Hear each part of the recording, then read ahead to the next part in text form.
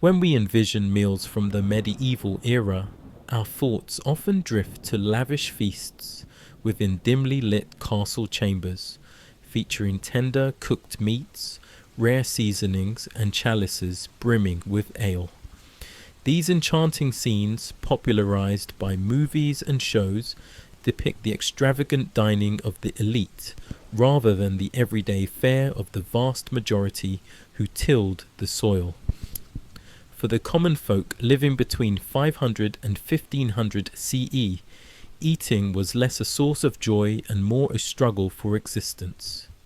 Medieval labourers, making up about 90% of Europe's populace, existed in a fragile balance with famine, their meals shaped by necessity, the rhythm of the seasons, and the heavy demands of feudal duties. A poor harvest could tip the scale from mere survival to outright starvation. Yet these resilient individuals crafted clever ways to sustain themselves through inventive cooking styles, meticulous preservation methods, and a deep connection to local bounty.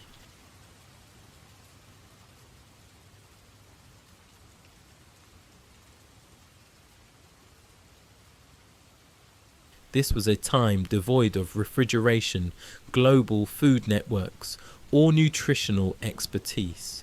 The typical peasant consumed 2,000 to 3,000 calories daily when food was plentiful, mostly from carbohydrates. Their diet, monotonous by today's standards, relied heavily on bread and thick stews or soups as the backbone of nourishment, with meat appearing sparingly, usually during festivities or as a minor seasoning.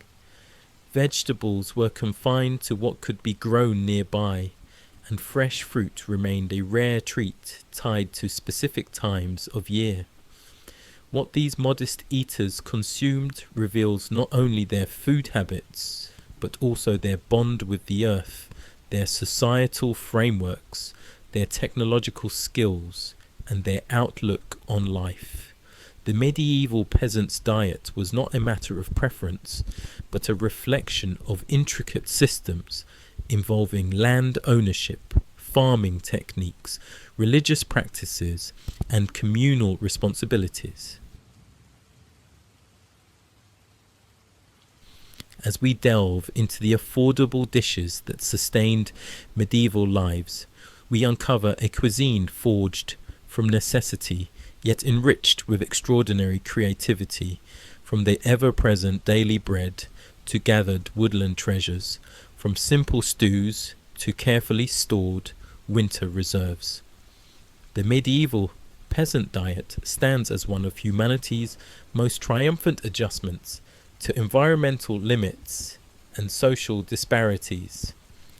These were not just meals, but survival tactics, honed over centuries and handed down through generations, with culinary wisdom as vital as the breath they took. Let us step into the smoky confines of a medieval dwelling, where a pot simmers over the open flame, and explore the true sustenance of those who constructed the medieval world.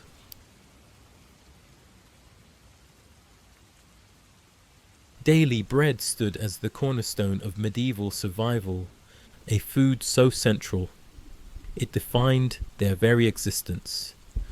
The importance of bread in the medieval diet cannot be overstated.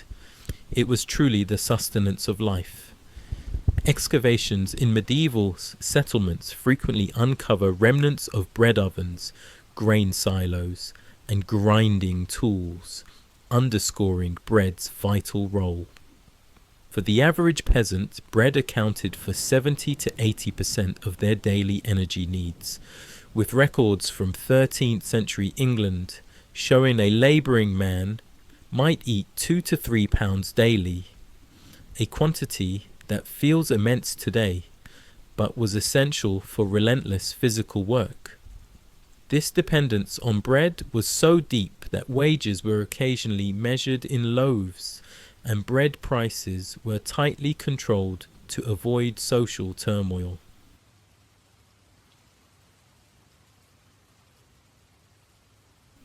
The bread eaten by medieval peasants differed greatly from the soft white loaves of modern bakeries.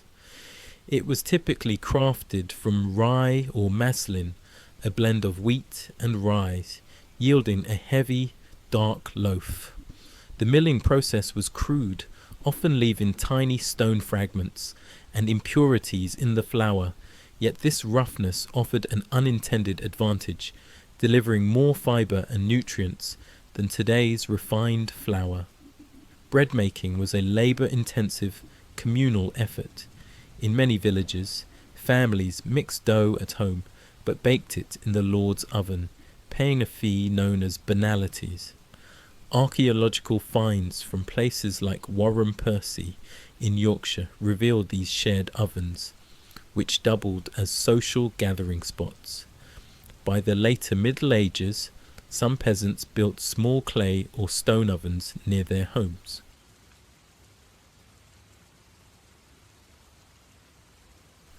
The bread was usually leavened with sourdough, using a portion of fermented dough from the previous batch, a process that not only lifted the bread, but also boosted its nutritional value by reducing phytates that hinder mineral absorption. The resulting loaves were flat and sturdy by today's standards, with a thick crust that preserved the inside. Bread quality mirrored social hierarchies. A 14th century household ledger, Le Ménagier de Paris, lists 3 types: pain d'amande from fine white flour for nobles, pain bouché of medium quality for traders and artisans, and pain baisse or pain noir, a coarse rye or maslin bread for peasants. The dark hue of peasant bread stemmed not only from rye but also from added grains and fillers during shortages.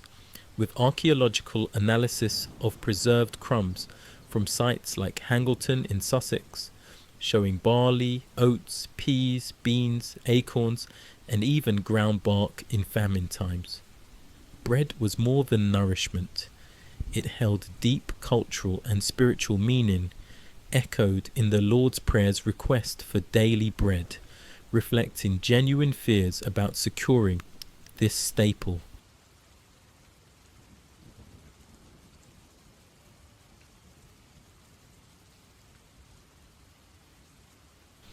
It played a key role in religious rites, folk traditions, and social duties, where sharing bread forged community ties. In times of scarcity, such as after poor harvests or during frequent famines, bread became even more precious, with chronicler Jean de Venette describing loaves from the 1315 to 1317, famine mixed with bran, tree bark, and ground clay, though some exaggeration may exist. Archaeobotanical evidence confirms unusual additives in desperate times. If bread formed the foundation of the medieval peasant diet, various grain-based porrages and gruels served as its vital complement. These dishes, known as pottage, porridge, gruel, or frumenti, depending on their thickness and ingredients, stretched scarce grain supplies into hearty meals with minimal fuel. Pottage was essentially a dense soup or stew, usually grain-based, but enriched with available vegetables, herbs, or rare meat scraps, acting as the peasant's daily one-pot meal, cooked slowly in a central half cauldron and eaten over multiple servings. Excavations at deserted villages like Warren Percy in Yorkshire reveal numerous cooking pots positioned over hearths, many worn from repeated use and repair, highlighting their critical role. The simplest gruel was grain boiled in water, or, if lucky, milk until it thickened into a thin porridge, a dish often cited in medieval accounts and literature as the fare of the poorest, as seen in the 14th century poem Piers Plowman, which mentions bread, weak ale, and a bowl of pottage. More robust pottages included a base of oats, barley, or rye simmered with dried peas or beans, seasoned with seasonal vegetables like onions, leeks, cabbage, turnips, or carrots, and flavoured with garden or woodland herbs such as parsley, sage, garlic, and thyme. The result was thick enough to eat with a spoon or sop up with bread, its composition shifting with the seasons. Spring pottages featured young nettles and sorrel. Summer versions added fresh herbs. Autumn relied on root vegetables and dried legumes, and winter depended on stored grains and preserved produce. This seasonal shift not only varied the taste, but also balanced nutrition year-round.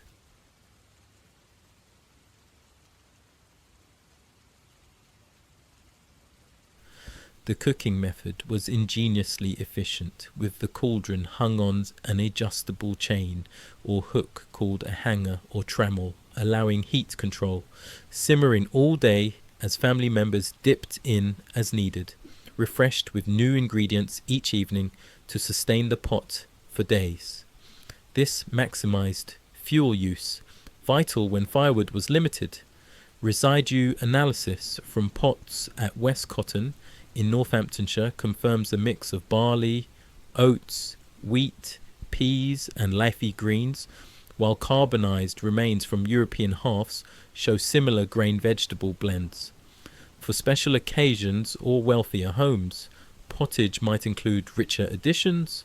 Frumenti, a thicker porridge of cracked wheat boiled in milk, could be sweetened with honey for festivals, and manor records occasionally note meat added on feast days, elevating the daily dish.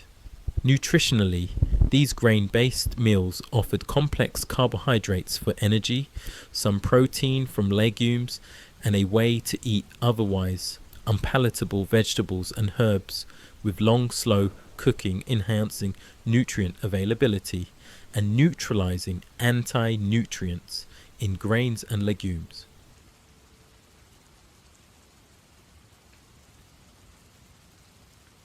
Pottage was so central that it became synonymous with basic sustenance, its English root tied to pot, and its biblical mention in Esau's story would have struck medieval ears as a choice for the simplest fare, amplifying its shock value. While wheat and rye dominated bread production, other grains like barley, oats, and millet played essential roles in the medieval peasant diet, especially in regions where climate or soil hindered wheat growth. These secondary grains, often cheaper and hardier, were critical survival foods during tough times. Barley thrived in northern and mountainous areas, with archaeological evidence from medieval Scotland, Scandinavia, and the Alps showing it as the primary grain, tolerating poor drainage, high altitudes, and short growing seasons. Though barley could be made into bread, its low gluten content produced dense, flat loaves hard to leaven, so it was more often used for pottage, flatbreads, or bannocks, unleavened breads cooked on a griddle or bake stone.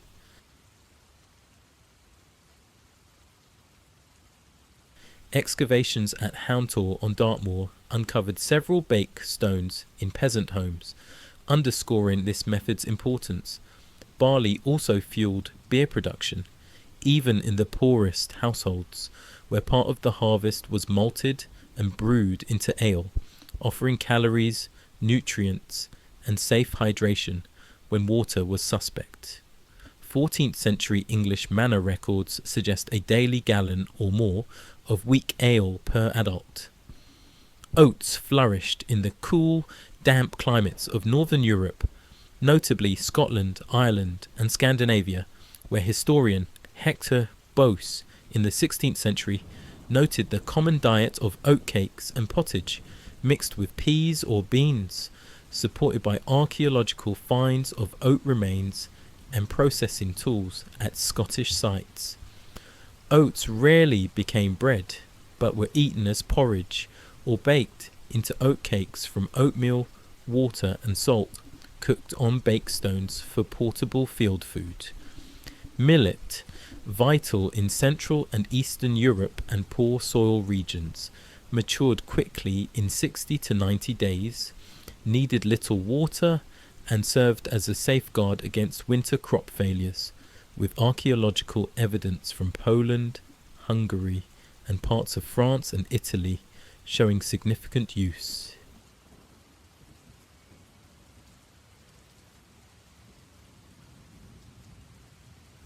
It was typically prepared as porridge or flat cakes, and in Eastern Europe, fermented into a mild alcoholic drink like kvasis. Upper classes scorned these grains, with 12th century writer Alexander Neckham calling barley bread horse fodder eaten only in famine, yet they outshone refined wheat in protein, fibre and micronutrients. During famines, like the Great Famine of 1315 to 1317, cesspit analysis shows increased oat and barley use even in wheat-preferring areas, reflecting dietary flexibility. The 14th century Tuscan writer Piero de Crescenzi suggested mixing millet with wheat for acceptable bread in scarcity, noting it fills the belly, if little else, highlighting its role in survival. Root vegetables like turnips, carrots and parsnips formed the core of the medieval peasants' plant-based nutrition, essential for survival due to their long storage life, high yields in poor soil, and rich calories and nutrients when grain was scarce.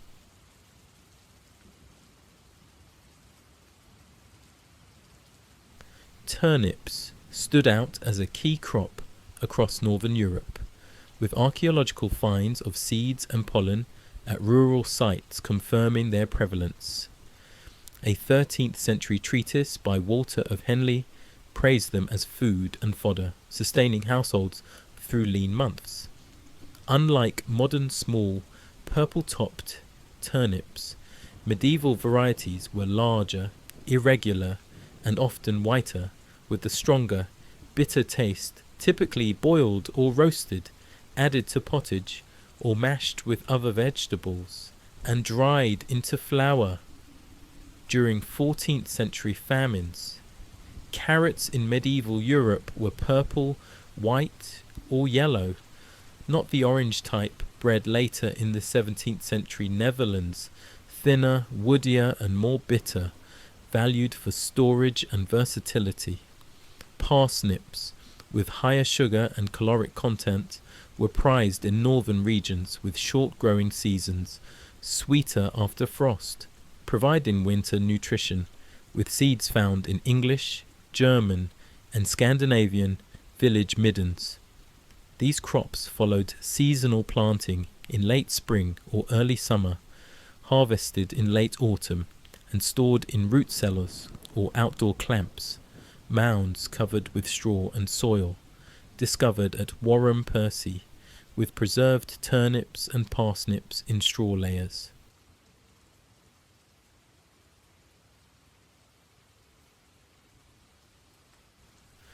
Nutritionally, they offered vital micronutrients like vitamin C, preventing deficiency diseases in winter, with heritage varieties possibly richer in nutrients than modern counterparts, crucial during the late spring hunger gap when stores dwindled. Historical court records note thefts of stored roots during these times, and their humble status appears in Piers Plowman, linking them to peasant life, yet they were vital lifelines through harsh seasons. Cabbage and kale, part of the cabbage family, provided essential nutrition throughout the growing season for medieval peasants, prized for their resilience, productivity, and versatility.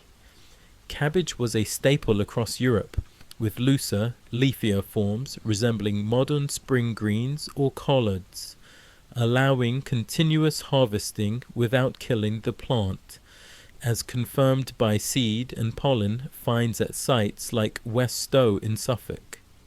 Place names and folklore, like the Germanic coal in northern villages, reflect its significance, while folk medicine used cabbage leaves for poultices, and planting on saints' days was believed to ensure good crops.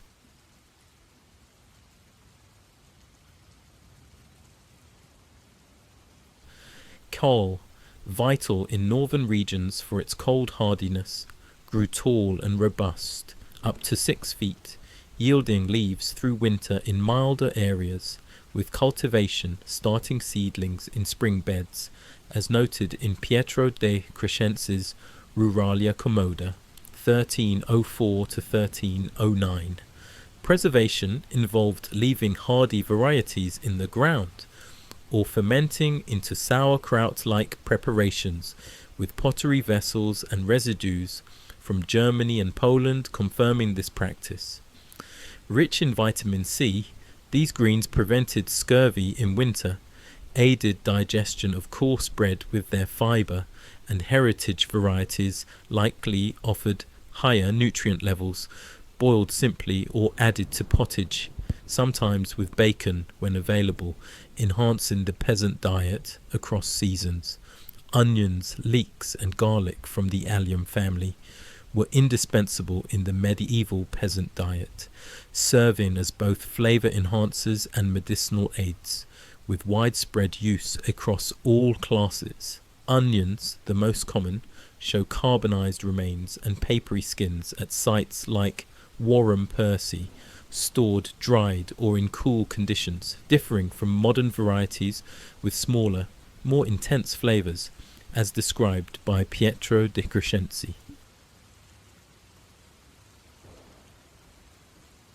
Leeks, cold hardy and vital in Welsh and northern diets, remained in the ground through winter, with seeds found at Coppergate in York, also a cultural symbol from a 640 CE battle.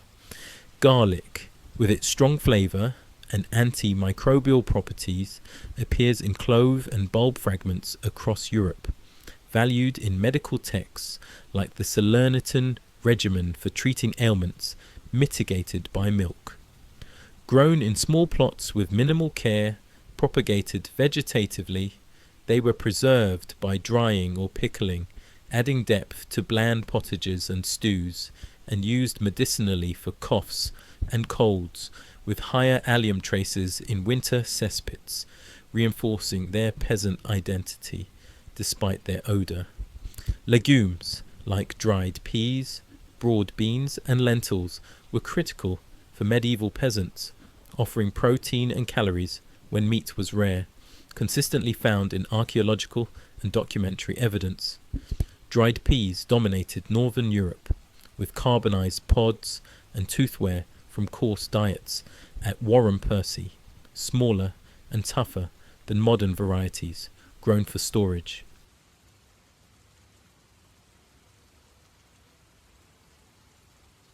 Broad beans, key in Central and Southern Europe, show abundant seeds at Dracy in Burgundy, while lentils, more common in the Mediterranean, spread northward, valued for quick cooking. Cultivated in fields or gardens with crop rotation to boost soil fertility, as Walter of Henley advised, they were dried post-harvest in jars or baskets, used in pea pottage with onions and herbs, or mashed beans, peaking during Lent per church records. Nutritionally rich in protein, fibre and minerals, they complemented grains, though socially linked to poverty, sustaining peasants through scarcity. Dairy products, including milk, cheese and butter, offered peasants a valuable but limited animal protein source, shaped by livestock ownership and seasonality. About 30 to 40% of 13th to 14th century English peasant households owned a cow, per manor records, with milk production peaking in spring and summer, drying up in winter, reflected in pottery residue analysis.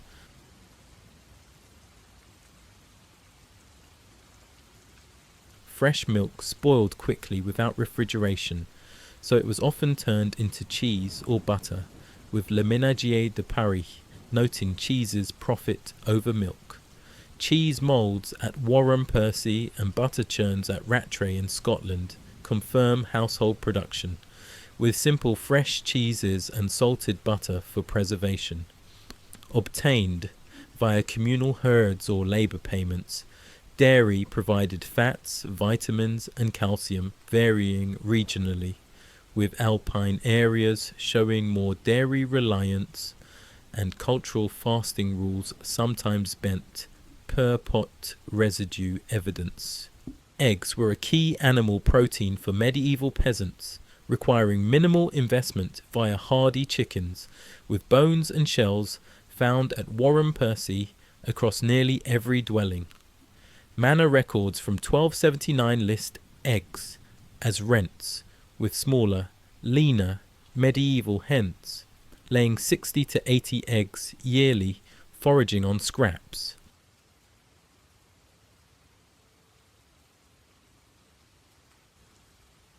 Production peaked in spring and summer, preserved in lime or vinegar solutions, with ceramic vessels at Leicester showing lime traces.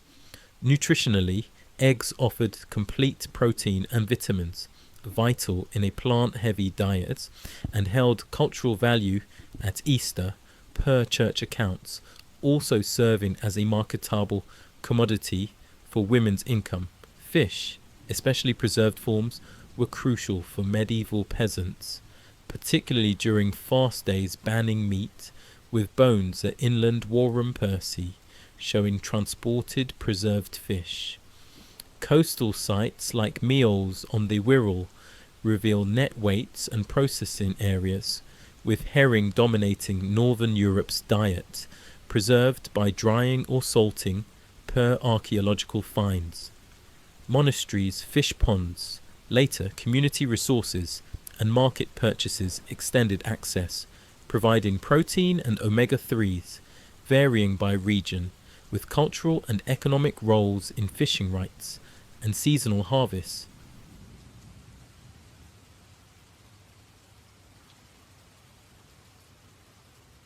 Meat was a rare luxury for peasants, appearing infrequently in small portions, with bones at Warham, Percy showing 10 to 15% of waste, mostly from old dairy cows or oxen, unlike elect young animals.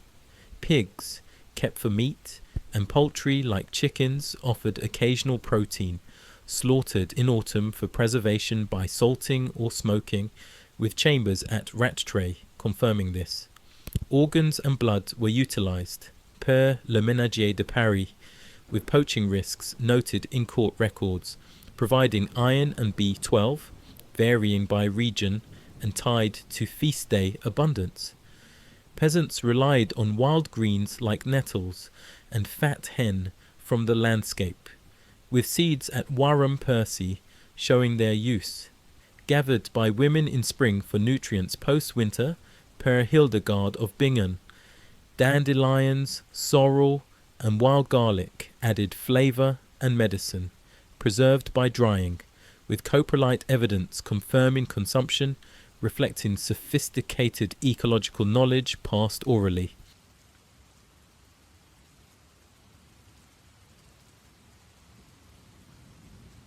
Nuts like hazelnuts and berries like blackberries, found at Warham Percy, provided vitamins and fats, stored, dried or fermented, with tools like nutcrackers indicating processing. Crab apples and sloes were cooked or made into cider, with seasonal peaks in autumn, offering nutritional variety and cultural access debates per court records. Mushrooms, elusive archaeologically, were gathered with curved knives at forest sites, with residue evidence suggesting use per Hildegard of Bingen's writings. Morels and porcini varied by region, dried for preservation, offering protein and vitamin D, requiring expert knowledge to avoid poisoning, with cultural ambivalence shaping consumption. Ale, brewed by women with equipment at Warham Percy, provided calories and safe hydration with 2 to 3% ABV and short shelf life per residue analysis.